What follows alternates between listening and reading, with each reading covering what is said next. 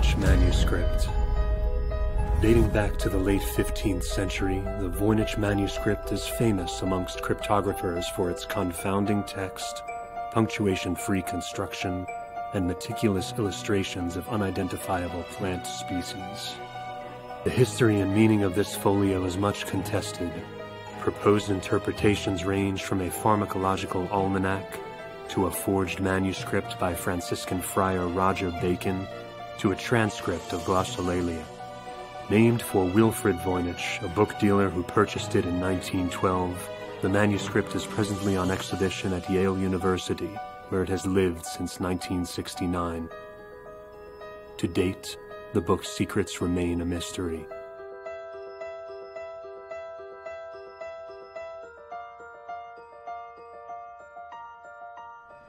That was a video from Dan Brown, and it's part of his unsolved puzzle on his website, and I have a different video about that.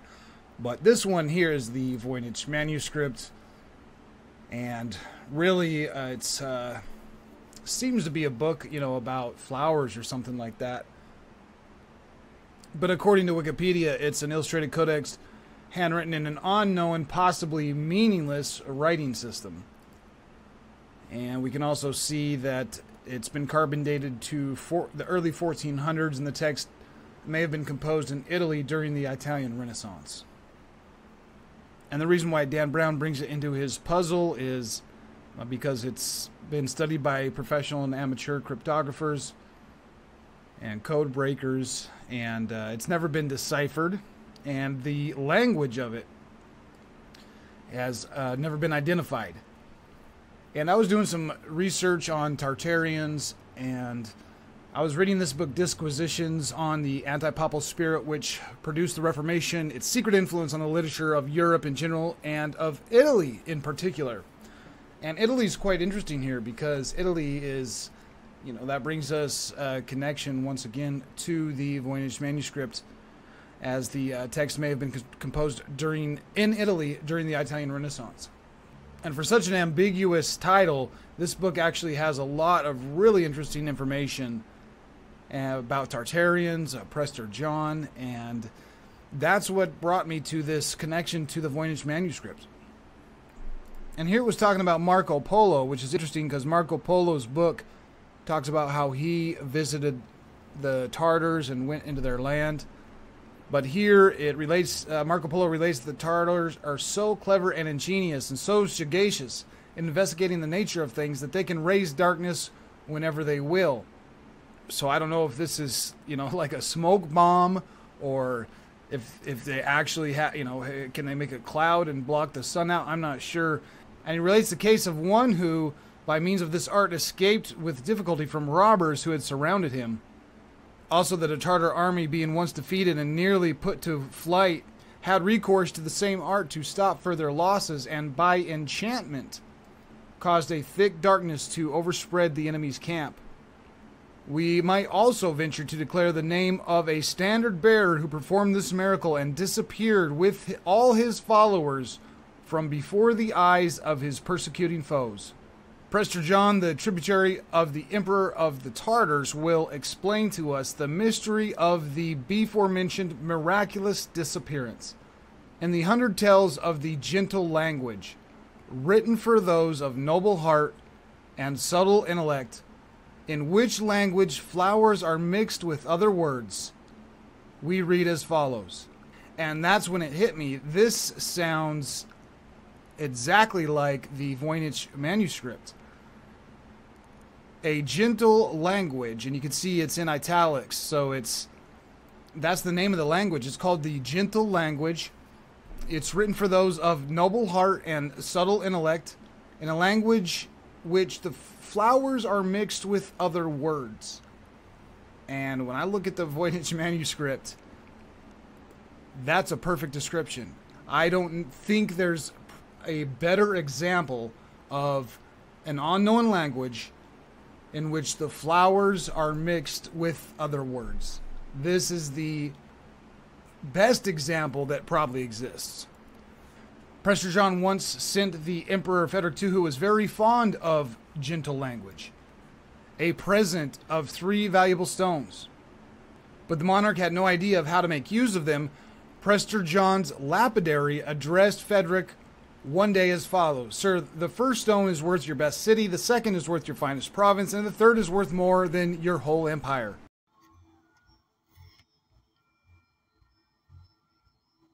Alright, Con 9 Spiral, Shalom, Shalom, alright? Oh man, I did something on this drop a while back, this link right here. I mean, it's got, a lot in it, It's got Prester John, it's got Yasharal, and it's showing a different,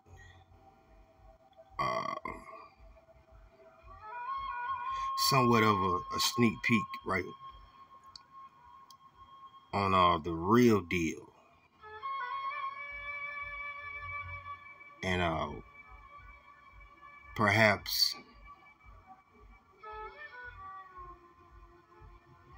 the capabilities of our power, right?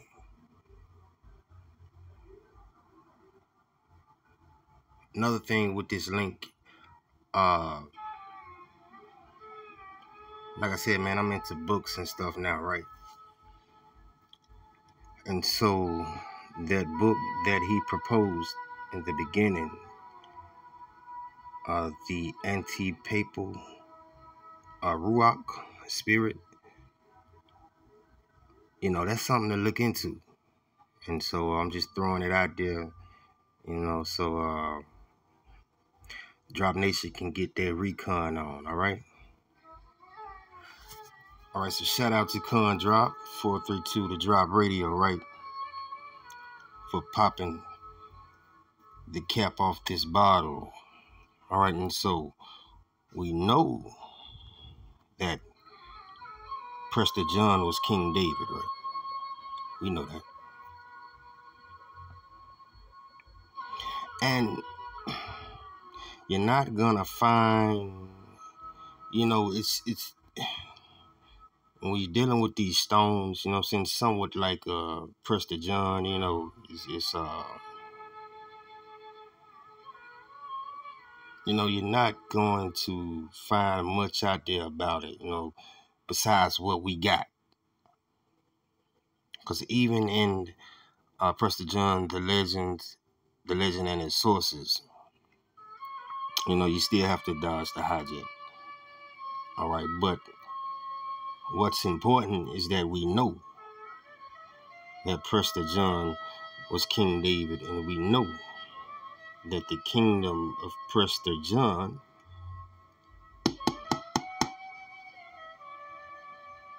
was over here.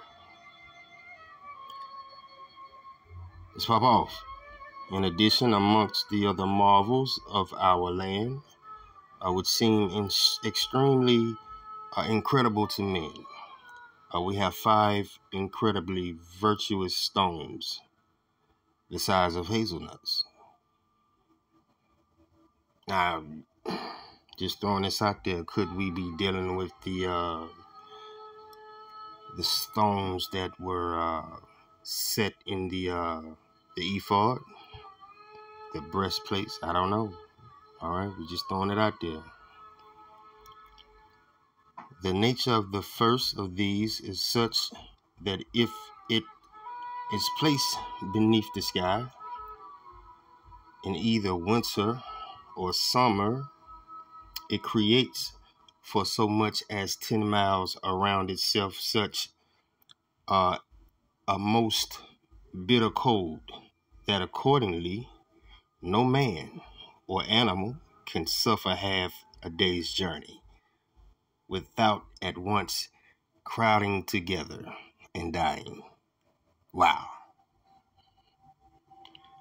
The nature of the second stone is such that similarly, in either winter or summer, if it is placed beneath the sky, it creates such a great and most fervent heat that no living creature can suffer half a day's journey without being thoroughly consumed and turned to ashes.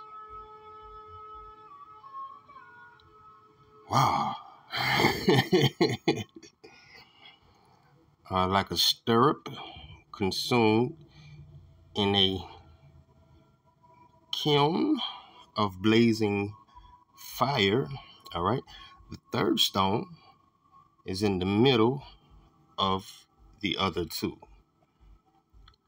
It is neither hot nor cold, but is cold and hot. Compared to the other two, it is so tempered that it controls itself and its stability such that its fierceness can in no way harm anyone. Wow. The fourth stone is such that if it is placed beneath the sky,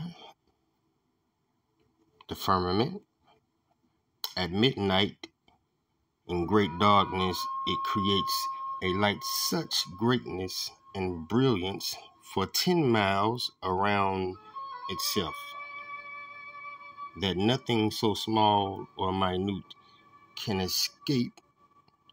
1 second.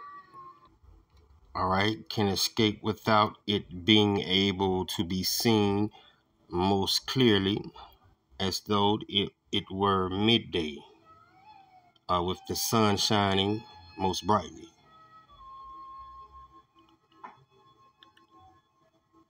Truly, the fifth is such that if it were placed beneath the sky at midday with the sun blazing, similarly for 10 miles around itself, it makes such a pitch black darkness that accordingly no mortal can see anything. Wow.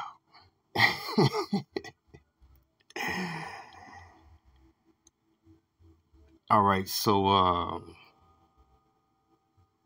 y'all pause and then dig on it. And here it was talking about Marco Polo, which is interesting because Marco Polo's book talks about how he visited the Tartars and went into their land. But here it relates, Marco Polo relates that the Tartars are so clever and ingenious and so sagacious in investigating the nature of things that they can raise darkness whenever they will. So I don't know if this is, like a smoke bomb, or if they actually can they make a cloud and block the sun out? I'm not sure. And he relates the case of one who, by means of this art, escaped with difficulty from robbers who had surrounded him. Also, that a Tartar army, being once defeated and nearly put to flight, had recourse to the same art to stop further losses, and by enchantment caused a thick darkness to overspread the enemy's camp. We might also venture to declare the name of a standard bearer who performed this miracle and disappeared with all his followers from before the eyes of his persecuting foes. Prester John, the tributary of the Emperor of the Tartars, will explain to us the mystery of the before-mentioned miraculous disappearance and the 100 tales of the gentle language, written for those of noble heart and subtle intellect, in which language flowers are mixed with other words. We read as follows. And that's when it hit me. This sounds exactly like the Voynich manuscript. A gentle language, and you can see it's in italics, so that's the name of the language. It's called the gentle language. It's written for those of noble heart and subtle intellect, in a language which the flowers are mixed with other words. And when I look at the Voynich manuscript, that's a perfect description. I don't think there's a better example of an unknown language in which the flowers are mixed with other words. This is the best example that probably exists. Prester John once sent the Emperor Frederick II, who was very fond of gentle language, a present of 3 valuable stones. But the monarch had no idea of how to make use of them. Prester John's lapidary addressed Frederick one day as follows: "Sir, the first stone is worth your best city, the second is worth your finest province, and the third is worth more than your whole empire." Thus he took hold of the 3 stones, and the virtue of the last concealed him from the view of the emperor and the people. So the lapidary vanished from the site and carried back the stones to Prester John because Frederick II did not know how to make proper use of them. And this is the first of the 100 Tales of the Gentle Language. And I've tried to Google and search for this language, and there's really nothing that comes up. You really just find a reference back to this book. But it seems to me that this gentle language for the noble of heart and subtle of intellect with flowers mixed with words is the Voynich manuscript's language. So I would say that the language used in this is most likely called gentle language. And Prester John gave him the 3 stones as a gift, and the guy up and disappears into thin air, and the king's like, "No, get these stones out of here. I don't want anything to do with this. I'm going to disappear next." So he sent him back to Prester John, and Prester John, according to the testimony of numerous writers of romance, was a native of Tartary and had a romance with the daughter of the king of Cathari, who had a stone which she could vanish from the sight whenever she felt inclined, merely by putting it into her mouth. But of this lady, we have no time to speak. I would like to know a little bit more. With this talismanic stone in the mouth, the organ of speech, or in the hand, which guides the pen, Dante, Petrarch, and Boccaccio, also 100 more, were able to vanish from before our eyes. And what is this miraculous stone? It is the Word of God. All right, so I found this link, and it's about the Urim and Thummim. The only time that Santiago uses the stones, Shalaki, is right after he has landed in Ham's lot. And thieves have stolen his money. Down and distraught, the boy asks the stones, all right, if the old man's blessing was still with him. The answer turns up yes. But when he asks if he will find his treasure, the stones slip through an unknown hole in the porch and drop to the ground. In the midst of the irony, the boy decides that omens are all around him and he should rely on himself. The Urim and Thummim remind him that a king once took stock in him and has faith in him, and that keeps him moving forward.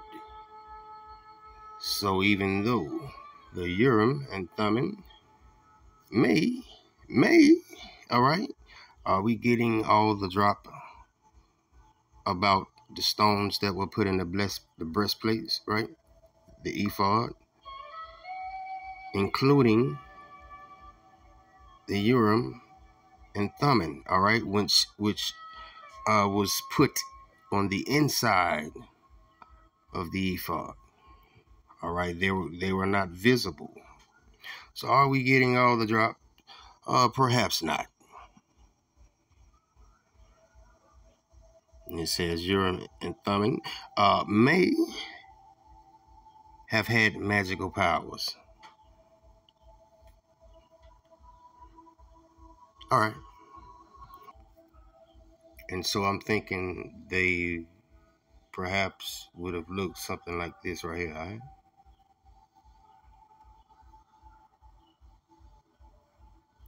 Come. And the angels taught that secretarian who visited them at all times that the ancient word of God is still preserved among some people of Eastern Tartary, with the relative worship by correspondences, and those angels who had spent their days of their mortal lives there affirmed that it is the ancient word. All over the place. Here is one where we have Tartary, which certainly is the first nursery from where the Americans were transplanted. In other words, Tartary is where Americans originated from. They came from Tartary into America. So that's why it's the first nursery from where Americans were transplanted. Once again, we have a reference that Old Tartary, according to this fella, is the habitation of Gog and Magog, and that the Tartars, which about the year 1228, under the command of Zingis Khan, overpowered the earth like a flood. They were the successors of the 10 tribes of Israel, and even the name Tartary or Tataria seems to be some testimony thereof, because it signifies in the Syrian or Hebrew tongue remnants or remainders, seemingly because the Tartarians were the remainders of the aforementioned tribes. Even the northern Tartary herdsmen prefer to this day the names Dan, Zebulon, and Naphtali, which are 3 of the names of the lost tribes of Israel. More importantly, we see that the Tartars around the year 1228 overspread the earth like a flood, which corresponds with them being freed from Alexander the Great's captivity in the year 1202, when they left their place of concealment and dispersed themselves as conquerors into many countries. It seems as though taking with them Christianity and spreading that across the globe sometime around 1200. And we've definitely got off track from the Voynich manuscript, but I do find it very interesting that it seems that from the Voynich manuscript, it is most likely written in the gentle language, the language in which flowers are mixed with other words. I don't know if this correlation has ever been made, but it seems to me that the language used to write this book is called gentle language, and certainly has connections to Tartarians, specifically in this case, Prester John. Shit. All right, they can sit there and play them games, or them crackhead games if they want to. All right, dodged a huge amount of hijack. I couldn't play the whole thing because it had so much hijack. And of course, man, that's with everything. All right.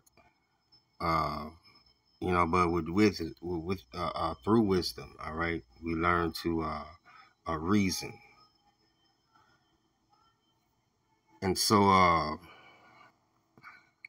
all that he just said at the tail end of it, it just lets me know, in which, you know, many people have further speculated that somebody's stealing Yeshua's identity, all right?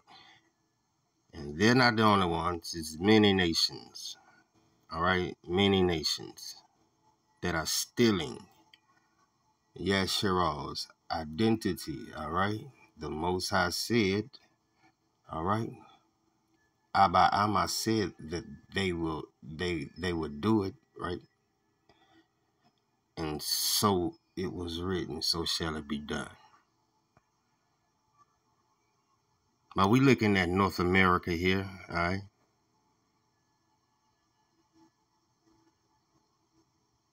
And he also brought up Azareth, which we know is North America, all right? The ancient biblical lands. This is where it all popped off at right here.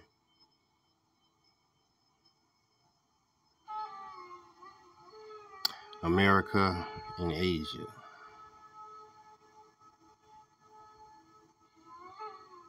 All right, man, just some snapshots I took.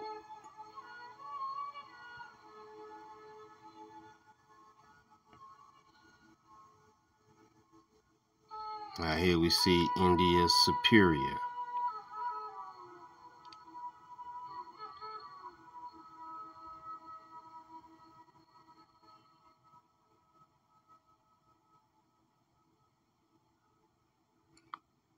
What's that, Kete?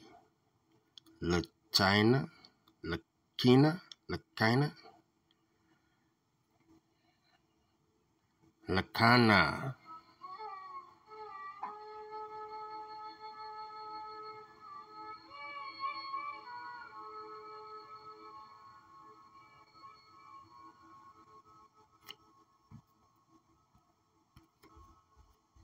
All right, I thought I had a better snapshot of this one. I tried to clean it up a little bit just a few minutes ago. All right, you got India Superior. What's that, Mangu? I saw that on the other map. All right, and so we got these old maps, man, it was just correlating. All right, the matrix is collapsing, y'all. Cateo, India, huh? La China, La Florida. All right.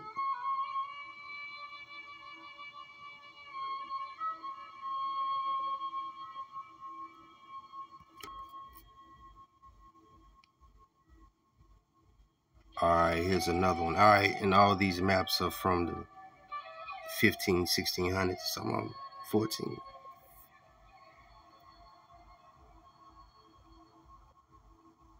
And so we know where the real Asia is, right?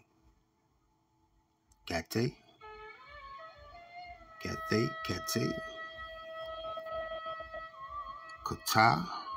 Kate.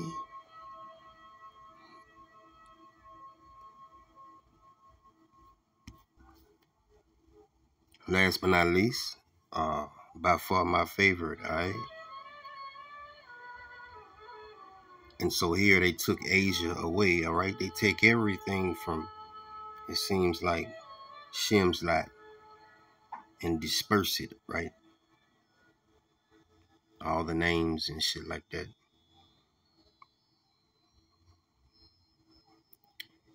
And so we see North America, the kingdom of Prester John or Condaweed, aka King David.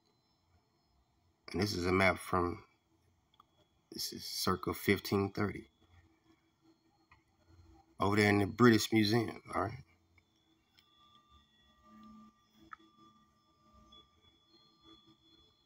This is Marco Polo's account, all right?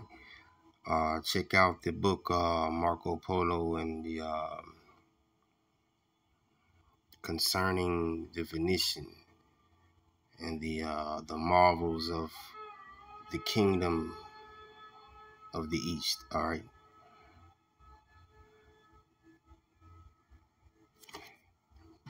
Pretty much saying this area right here.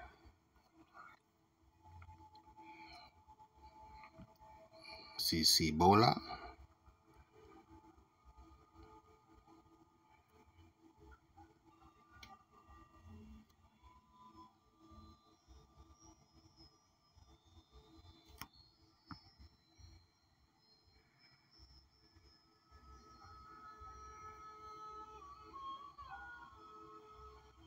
All right, y'all. There you go. So it's looking like the Voynich manuscript actually belongs to us.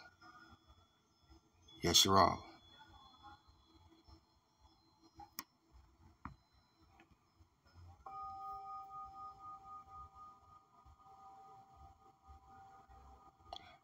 Consisting of the gentle language.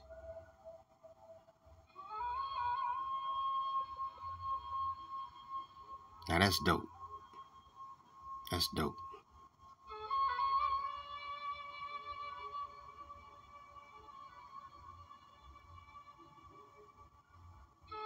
India Superior, all right.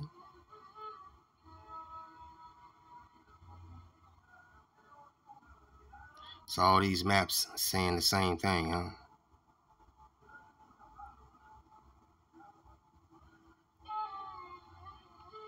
All signs point to you, Yesharal, over here in Shimslat.